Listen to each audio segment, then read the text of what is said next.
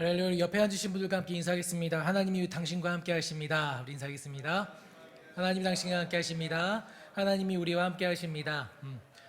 새해가 되면은 많은 사람들이 점집을 찾아가게 됩니다. 점집을 찾아가서 불확실한 우리들의 삶 가운데 무엇인가 확실한 것 하나 붙잡아 보려고 돈을 내고 점괘를 받습니다. 하지만 거기서 무엇인가를 듣는다고 해도 확실한 것은 단 한 가지도 없습니다. 그러나 우리가 다 믿을 수 있는 단 확실한 한 가지는 하나님이 우리와 함께 하시기를 원하시고 하나님이 우리와 함께 하고 계시고 우리와 함께 하실 것이라는 사실입니다. 다시 한번 우리 주위 사람들에게 다시 한번 그 믿음을 가지고 하나님이 우리와 함께 하실 겁니다. 우리 인사하겠습니다. 하나님이 우리와 함께 하실 겁니다. 함께 하실 겁니다. 하나님의 은혜 가운데 살아가는 2023년 여러분 그 시작이 되시기를 바랍니다. 말씀 나누도록 하겠습니다. 여러분이 이 에베소서를 보낸 사도 바울은요, 그 참 인간적인 자랑거리가 많은 사람이었습니다. 그는 종교적으로도 그리고 사회적으로도 흠잡을 곳이 단 한 군데도 없는 사람이었습니다. 좋은 가문의 자손이었고요, 또 그 시대에 정말로 유명한 스승에게 가르침을 사사 받았습니다. 그저 가만히 있어도 성공이 보장되어진, 정말로 그 시대 가운데 보장된 금수저 중에 금수저가 이 사도 바울이라는 사람이었습니다. 그런데 그가 예수님을 만나고 예수님을 믿고 예수님을 따르게 되면서 자신이 가지고 있던 모든 것을 다 잃어버리게 됩니다. 더 정확하게 말하자면 누군가에 의해서 강제로 빼앗기고 잃어버리게 된 것이 아니라 스스로 그 모든 것을 포기하게 된 겁니다. 이제 빌립보서 3장의 사도 바울의 자랑거리 이후에 7절과 8절까지는 그가 예수님을 만나고 난 후의 모습을 좀 말해주고 있는데요. 우리 같이 한번 빌립보서 3장 7절, 8절 말씀 우리 같이 한 목소리로 한번 읽어보겠습니다. 시작.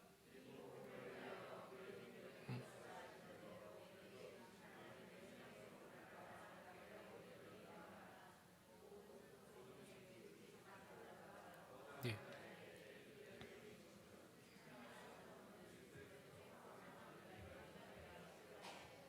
아멘. 예, 오늘 본문 한번 더 읽었고요. 빌립보서 3장 7절 8절 말씀 제가 읽어드리겠습니다. 그러나 무엇이든지 내게 유익하던 것을 내가 그리스도를 위하여 다 해로 여길 뿐더러 또한 모든 것을 해로 여김은 내 주 그리스도 예수를 아는 지식이 가장 고상하기 때문이라. 내가 그를 위하여 모든 것을 잃어버리고 배설물로 여김은 그리스도를 얻고, 이렇게 나와 있습니다.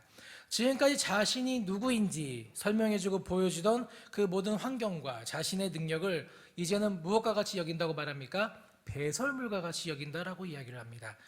배설물과 같이 여길 정도로 그것보다 더 크고 놀라운 것을 자신이 발견했다라는 겁니다. 그렇다면 예수님을 믿고 난 후에 바울은 그 자신이 발견한 것으로 말미암아 더 높은 자리에 오르고 더 많은 힘을 가지게 되고 그의 명예가 더 올라가게 되었을까요? 여러분, 어떤 일이 바울에게 일어납니까? 예수님을 믿고 난 후에 그의 삶이 더 어려워지고 더 힘들어지고 점점 더 고통스러워지는 것을 우리는 성경을 통해서 보게 됩니다. 그가 당하는 고난과 역경은 고린도후서 11장을 보면은 자세하게 나와 있습니다. 여기서 사도 바울은요, 내가 넘치는 수고를 하고 이렇게 이야기를 합니다. 여기서 수고는 고생을 말합니다. 거기에 갇히기도 하고 매도 수없이 맞고 돌까지 맞아 그는 죽을 뻔하였다라는 겁니다. 여러 위험들 가운데서 그는 못 자고 못 먹고 헐벗은 상태 가운데 자신이 다녔다라고 이야기를 합니다. 그러나 바울은 그 와중에 자신의 삶이 힘들고 어렵고 고난 가운데 있다라고 그는 말하지 않는다는 겁니다. 오히려 뭐라고 말합니까? 자신은 하나님의 귀한 은혜를 받은 자라는 것을 그는 계속해서 사람들에게 이야기를 합니다. 오늘 본문에서도 하나님께서 자신에게 은혜를 주셨다라고 바울은 이야기를 합니다. 그런데 이 바울이 말하고자 하는 은혜라는 것은 우리가 일반적으로 생각하는 그 은혜와는 조금은 다른 것 같습니다. 우리는 보통 무엇인가를 깨달았을 때, 나에게 맞는 좋은 말씀을 들었을 때, 또 나의 마음에 감동이 왔을 때, 좋은 일이 일어났을 때 은혜라고 이야기를 합니다. 대학에 자녀가 합격을 하고 승진을 하고 집을 사고 건강을 찾았을 때 우리는 이것을 은혜라고 이야기를 합니다. 물론 이런 은혜가 우리에게 필요하기도 합니다. 그러나 오늘 본문에서 바울이 말하는 은혜는요, 내가 무엇인가를 받는 것이 아니라 하나님께 내어드리는 것, 즉 하나님께 자신의 삶과 자신의 능력을 내어드림으로 말미암아 하나님의 일꾼이 되어지는 것을 은혜라고 바울은 이야기하고 있다는 겁니다. 하나님의 쓰임을 받는 은혜, 하나님의 일하심의 도구가 되어지는 은혜, 하나님을 섬기는 은혜가 가장 놀라운 은혜다라고 바울은 말하고 있는 겁니다. 바울이 아주 감격스럽게 자신이 하나님의 은혜를 입은 자라 고백하는 이유는 그의 상황이 더 나아졌기 때문은 아닙니다.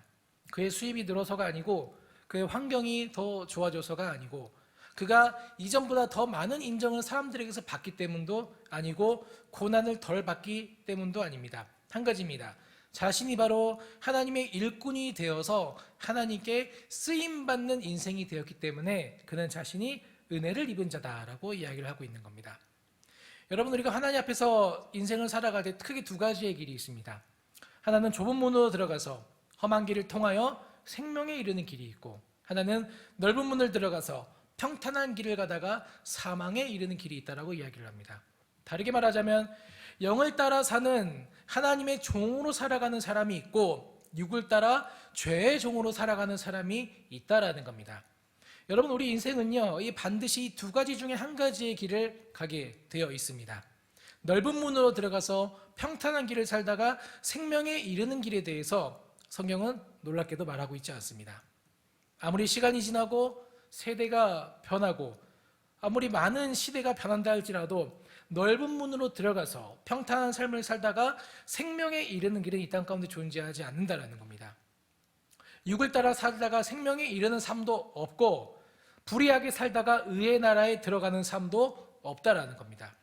우리는 하나님의 종으로 살든지 죄의 종으로 살든지 이 둘 중 하나의 삶을 살게 된다고 성경은 우리에게 이 경고성의 말을 전하고 있습니다. 가끔 이런 사람들이 있기도 합니다. 바로 하나님의 종도 아니고 죄의 종도 아니고 그 중간 즈음에 적당히 다리를 걸치고 나는 종교 가운데 살아가지만 세상과 더불어 자유인으로 살아가겠다라고 생각하는 사람들이 있습니다. 그러나 이러한 선택은 우리에게 가능하지 않는 겁니다. 하나님의 종으로 그 좁은 문 가운데 살아가지 않은 나머지 인생은 모두가 죄의 종의 삶이라고 말합니다.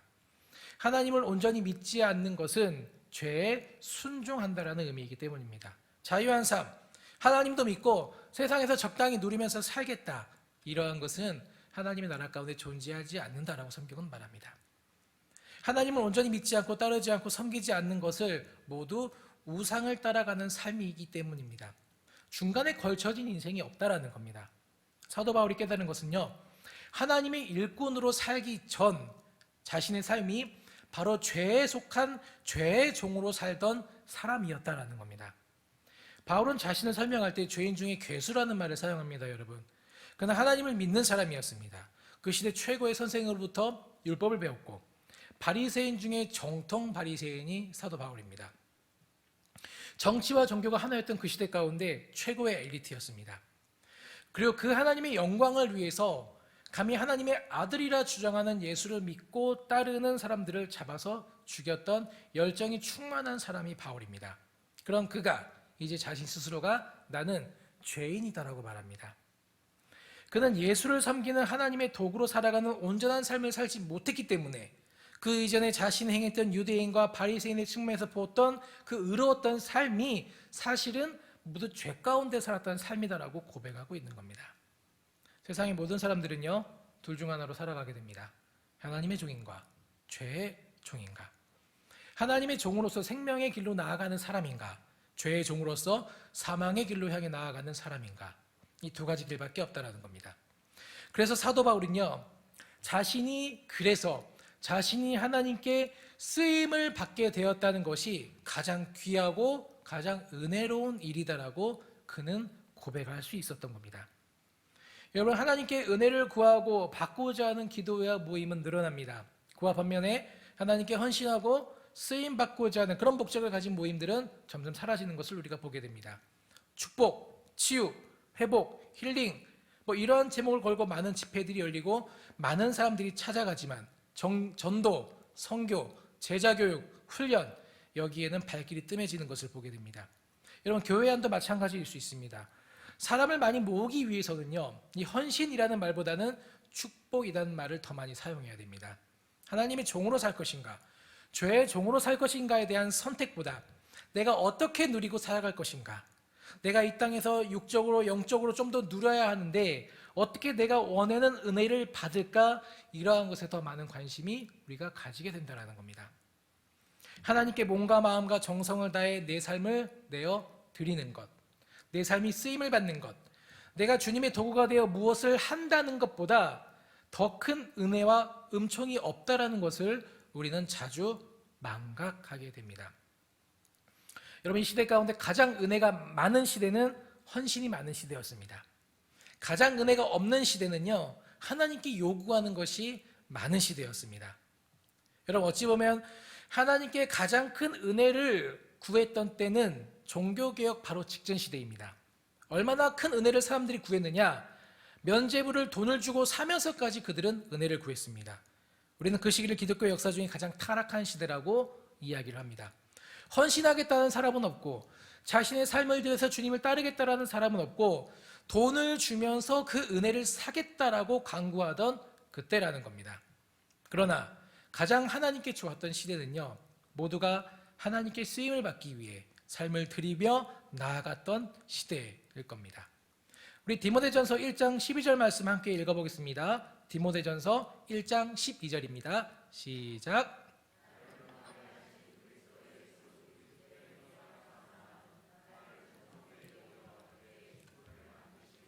아멘. 사도 바울은요, 지금 이 어구 자체가, 표현 자체가 벅차오르는 감격 가운데 이와 같은 고백을 그가 하고 있는 겁니다. 자신에게 직분을 맡기셨는데, 자신을 사용하여 주셨는데, 그것이 자신에게 그것을 감당할 만한 능력과 자질이 있어서가 아니다라고 이야기를 합니다. 사도 바울이 계속 강조하는 것은 영적으로나 육적으로나 자신은 자격이 없다라는 겁니다. 그러나 주님께서 내가 충성되지 않은 그런 사람임에도 충성되이 여겨주시고 쓰임받기 부족한데 쓰임받을 수 있는 사람으로 여겨주셔서 내가 할 수 있는 것을 주시고 나를 통해 역사하신다는 것에 대해서 바울은 감사하고 감격해하고 있는 겁니다. 여러분, 이 감격은요, 우리 모든 기독교인들에게 있어야 하는 감격입니다. 하나님이 나에게 얼마나 풍성함을 주셨느냐에 감격하기보다, 물론 그것도 감사하고 감격할 일이지만 그것보다 하나님이 나를 어떻게 들어 사용하시는가, 하나님이 나를 들어 어떻게 쓰시는가, 하나님의 일 가운데 나의 이 삶, 나의 인생을 통해서 어떤 일을 이루어 나가시는가, 여기에 우리가 큰 감사와 감격을 느낄 수 있어야 된다는 겁니다. 저도 설교를 준비하면서 개인적으로 신앙 안에서 가장 감격하고 기뻤을 때가 언제인지 생각해 봤습니다. 물론 여러분에 비해서 오랜 신앙의 삶을 살지는 못했지만 아마 대학교 1, 2학년 때였을 것 같습니다. 그 시기는 왜냐하면 저에게 정말 춥고 정말 힘들었던 시기이기 때문입니다. 이제 아버지의 퇴직과 어려워진 가정의 재정 상황으로 인해서 모든 그 재정적인 부담을 제가 스스로 지고 해결하면서 학교를 다녀야 되는 상황이었습니다. 그런데 그때 이 선교단체 활동을 하면서 기쁨과 감격이 가득한 그런 2년의 시간을 보냈던 것 같습니다.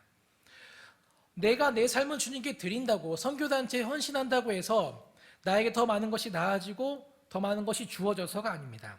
여전히 삶은 힘들고 어렵고 공고했지만 내가 하나님의 쓰임 가운데 있다라는 것, 주님이 나를 통해 무엇인가 역사를 하고 계시다는 것, 내가 정말 보잘것없지만 하나님이 나를 통해 무엇인가를 하고 계시다는 것을 알았을 때 이 마음 가운데 놀라운 감격과 감사와 기쁨이 있었다라는 겁니다. 여러분, 하나님을 믿는 기독교인들에게도 이 기쁨과 감격이 없을 수 있습니다. 왜 없을 수 있을까요? 바로 하나님께 성공과 성취, 얻으려고만 하는 은혜를 구하기에 영원한 감격이 사라지는 겁니다. 순간적인 기쁨은 있겠지만 그것이 영원하지는 않기 때문입니다. 여러분, 하나님이 재정을 주시면 감동하실 것 같습니까? 어떻습니까? 감동하실 것 같습니까? 저는 감동할 것 같습니다. 많이 감동할 것 같습니다. 그러면 하나님께서 도대체 얼마의 재정을 주셔야지 우리의 이 감격이 극에 달하고 우리가 더 이상 감사하는 게 끝날 수 있을까요? 끝이 없을 겁니다. 처음에는 100단위가 1000단위가 되고 억 단위가 되어도 그 마음의 만족은 분명히 없을 겁니다. 하나님이 여러분에게 성공을 주신다면 어디까지 성공을 주셔야지 여러분의 마음에 감동과 감격이 계속해서 찾아올까요? 사람은 아무리 채워줘도 감동하고 감격하지 않습니다. 그게 끝이 없습니다. 순간적인 기쁨은 있을지라도 그것이 그 사람의 인생 전체를 지배하고 움직이게 하는 감동은 줄 수 없다라는 겁니다. 하지만 그럴 수 있는 게 한 가지가 있는데 가장 큰 감격인데 그것이 바로 뭡니까? 나는 쓰임받을 수 없는 존재인데 하나님이 나를 쓰신다라는 겁니다. 나는 쓰임받을 수 없는 존재인데 하나님이 나를 쓰신다라는 겁니다. 이 감격은 하나님 믿는 사람들에게 매우 중요한 겁니다. 우리에게 이런 감격이 있어야 한다라는 겁니다.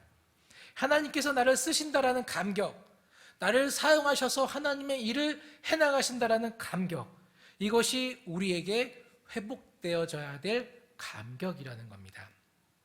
그리고 사도 바울이 말하는 또 한 가지 감격은요, 하나님께서 자신에게 비밀을 맡겨주신 것에서 오는 감격입니다. 이런 비밀은 아무에게나 말하는 것이 아닙니다. 어린아이들은요, 스스로가 비밀이야 말하고서는 여기저기 다 말하고 다닙니다. 아무한테도 말하지 마 하지만 이미 모든 친구들이 그것을 다 알고 있습니다. 각자 비밀이지만 모두가 알고 있는 것이 어린아이가 가지고 있는 비밀이란 단어의 수준입니다. 근데 어떻게 잘못된 그 적용을 하자면은 이 어린아이가 가져야 될 비밀의 수준이 간혹 종종 성장한 어른들에게도 나타날 경우가 있다라는 겁니다. 우리가 서로를 신뢰하고 이건 비밀이야 라고 이야기를 했는데 어느덧 내 옆 사람이 나보다 거기에 대한 걸 더 많이 알고 있을 때도 있고, 내가 말하지 않았는데 공동체 전체가 그것을 알고 있을 때도 있습니다. 이것은 올바른 비밀이 아니죠. 이것은 어린아이들이 다루는 비밀의 수준인 겁니다. 신앙이 영적 어린아이의 수준 가운데 있을 때 우리는 서로의 비밀을 지키지 못합니다. 왜냐하면요, 어린아이의 마음 중에 한 가지는 자랑하고 싶은 마음이 있습니다. 근데 무엇을 통해 자랑하느냐? 나에게 있는 좋은 것을 통해서 자랑하는 것이 아니라 상대방을 깎아내림으로, 상대방의 약점을 이야기함으로 내가 더 우월한 사람인 것처럼 되는 그런 마음이 있다라는 겁니다. 그러나 성장한 그리스도인들, 성숙한 그리스도인들은요, 그 비밀을 지킵니다. 왜냐하면 말 그대로 비밀이기 때문입니다. 가장 가까운 사람에게 맡기고 가장 귀하게 여기는 사람에게 말하는 것이 비밀일 수도 있습니다. 통장번호, 핸드폰 잠금번호, 은행 비밀번호, 특히 이런 것들을 아무에게도 알려주지 않습니다. 하나님도 마찬가지입니다. 하나님은요, 하늘의 비밀, 천국에 가는 비밀, 영생을 얻는 비밀, 구원을 얻는 비밀을 감추어 두셨습니다. 그런데 구원의 문은 누구에게나 열어두셨습니다. 그런데 그 비밀은 감추어 두셨습니다. 참 신비합니다. 그 비밀을 자신이 택한 자에게만 알려주신다라고 성경은 이야기를 합니다. 그 비밀이 뭡니까? 오직 예수 그리스도를 통하여 죄사함을 얻으며 구원함을 얻으며 영생을 얻는 겁니다. 근데 이 비밀이 다른 사람들에게는 감추어져서 보이지 않는다라는 겁니다. 보이지 않고 믿어지지 않고 마음 가운데 들어오지 않는다라는 겁니다. 하지만 주님을 사랑하고 주님을 섬기기 원하는 사람들에게는 그 비밀이 밝히 보여져서 그것이 믿어지는 은혜가 임하게 되는 겁니다. 그래서 우리가 이렇게 하나님 앞에 있을 수 있는 겁니다. 참 신기합니다. 우리는요, 이것을 믿지 못하는 사람이 신기합니다. 아마 믿지 못하는 사람은 이것을 믿는 우리가 더 신기할 겁니다. 예수님은 우리의 구원자가 되신다고 아무리 외치고 알려도 감추어진 자들에게는 그것이 믿어지지가 않는다라는 겁니다. 그래서 사도 바울은 이런 하늘의 비밀을 자신에게 가르쳐 주시고 알게 하시고 믿게 하신 하나님의 은혜에 감사하고 감격하고 있는 겁니다. 여러분, 은혜의 핵심은요, 하나님께 쓰임받는 것과 주님이 나에게 비밀을 알려주신 겁니다. 이것이 핵심입니다. 우리 대부분이 은혜가 없다고 말을 할 때 그 말의 핵심은요, 내 상황과 형편과 나에게 있는 것들이 나아지는 것이 없기 때문에 은혜가 없다라고 말을 합니다. 더 좋아지는 것이 없고 더 얻어지는 것이 없다라는 겁니다. 이것은요, 그 마음의 뿌리에 가지고 있는 감격과 기쁨의 근원이 잘못되어져 있기 때문에, 왜곡되어져 있기 때문입니다. 즉 자신의 신앙 가운데 기쁨을 주고 즐거움을 주는 대상이 잘못되었다라는 겁니다. 하나님이 아니라 상황에, 하나님이 아니라 소유에, 하나님이 아니라 사람에게 우리의 기쁨과 즐거움이 있다면 우리는 어느 예배를 가도 감격을 경험할 수 없다라 합니다. 절대로 경험할 수 없습니다. 여러분, 우리는요, 우리의 예배에 감격이 없는 이유를 여러 환경적인 요인들에서 찾으려고 시도할 때가 있습니다. 내가 예배에 감격을 느끼지 못하는 이유는 뭐가 부족하고 우리 교회는 뭐 음향이 문제고 방송이 문제고 뭐 이런저런 문제고 이런 데서 요인을 찾으려고 합니다. 그러나 여러분, 그 이유는요, 외부에 있는 것이 아니라 우리 안에 있다라는 겁니다. 뭡니까? 하나님이 즐거움이 아니기 때문입니다. 하나님이 기쁨의 근원이 아니기 때문입니다. 무엇이 더 기쁨의 근원일까? 집값이 오르는 게 기쁨의 근원이고, 이자가 오르는 게 기쁨의 근원이고, 내가 알건 누군가가 내 친척과 내 아들과 내 자녀가 잘 되는 게 기쁨의 근원이고, 물론 그것이 기쁨입니다. 하나님이 주신 삶 가운데 누릴 수 있는 기쁨입니다. 하지만 중요한 건 무엇이냐? 우선순위의 문제인 겁니다. 우선순위의 문제. 하나님보다 그것을 더 기뻐하는 것 자체가 문제가 되어지는 겁니다. 함께 모여있던 사람들이 기쁨의 근원이고, 그 사람들과 하던 무엇인가가 즐거움의 원인이고, 어떤 특정 사람이 내 신앙의 기쁨의 근원이기 때문에 그것이 충족되지 못하면은, 그 사람이 예배 가운데 나오지 않고 그 상황이 충족되지 않는다면은 어떤 예배를 드릴지라도 기쁨과 감격을 경험하지 못한다라는 겁니다. 여러분, 우리가 오늘 읽은 이 본문은요, 사도 바울이 교회에 대한 이야기를 하다가 나누게 되는 이야기입니다. 바로 교회를 이루는 그 기반을 말하기 위함입니다. 교회를 이루는 기쁨과 감격의 기반은 성취가 아니라는 겁니다. 성공이 아니고 사람이 아니라는 겁니다. 무엇입니까? 하나님이 우리를 통해서 역사하신다는 것, 정말 보잘것없는 사람들을 통해서 일하신다는 것, 그것이 우리의 기쁨과 감격의 기반이 되어져야 한다는 겁니다.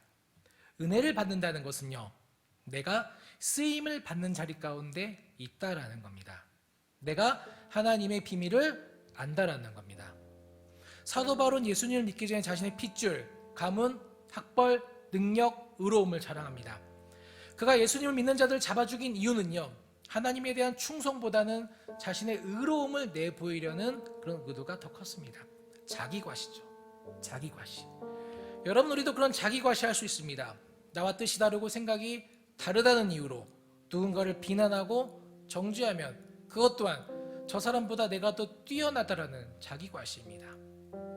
그러나 예수님을 경험한 후 그는 오직 예수님만 드러나게 하고 높이는 데 온 힘을 쏟는 삶을 살게 됩니다. 세상의 모든 자랑거리를 배설물로 여기고 예수 그리스도만 나타나고 존귀하게 여기는 삶으로 그가 바뀌게 된 겁니다. 그것이 종으로 살아가는 법이며 하나님 나라의 백성으로 살아가는 법이며 신앙 가운데 은혜의 감격을 가지고 살아가는 방법입니다.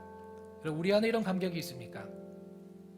다른 어떤 은혜보다 하나님께 쓰임받는 그 은혜에 대한 감격이 우리 안에 일어나기를 소망합니다. 그때 우리는 미련한 자를 들어 지혜있는 자들을 부끄럽게 하시고 약한 자들을 택하사 강한 것들을 부끄럽게 하시는 하나님의 역사를 경험하게 됩니다. 내가 약하고 미련하고 부족하지만 이런 나를 들어 역사하시는 하나님의 일하심을 경험하게 되는 겁니다. 교회는요, 내가 필요한 것을 주님께 요구하는 사람들이 모인 곳이 아니라 나는 비록 아무것도 아니지만, 연약하지만, 가진 것도 없지만, 능력도 약하지만 하나님께 놀랍게 쓰임받는 사람들이 모인 곳이 교회입니다. 우리 교회가 그런 교회가 되기를 소망합니다. 하나님께서 마음껏 사용하시는 사람이 넘쳐나는 교회, 또 하나님께 마음껏 자신의 삶을 내어드릴 수 있는 사람들이 넘쳐나는 교회, 그로 인해서 다른 것으로 말미암은 감동과 감격이 아니라 하나님으로 인한, 하나님의 임재로 인한, 하나님의 말씀으로 인한, 하나님의 함께하심으로 인한 감격과 감사가 넘쳐나는 교회, 그러므로 인해서 오직 하나님만 드러나고 하나님만 영광 받으시는 그런 우리 공동체가 되어지기를 소망합니다. 이 시간 함께 기도하겠습니다.